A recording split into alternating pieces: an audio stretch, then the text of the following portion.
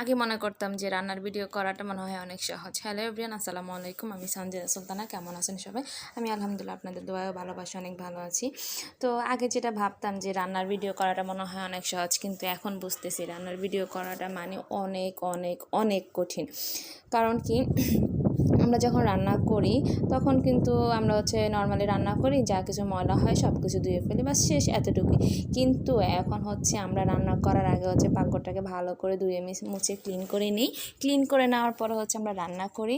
রান্না করার শেষ ভিডিও করব। ভিডিও করার শেষ আমাদেরকে আবার সেই পাকঘরটা আবার গুছিয়ে নিতে হয়, পরিষ্কার করতে হয়।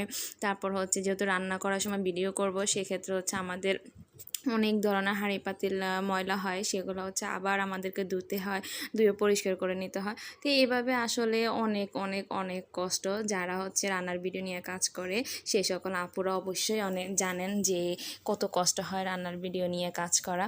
তো এই জন্য আমি মনে করি যারা আমাদের ফলোয়ার্স আছেন তারা অবশ্যই আমাদের ভিডিওটা একটু বেশি বেশি করে দেখবেন। আল্লাহ হাফেজ।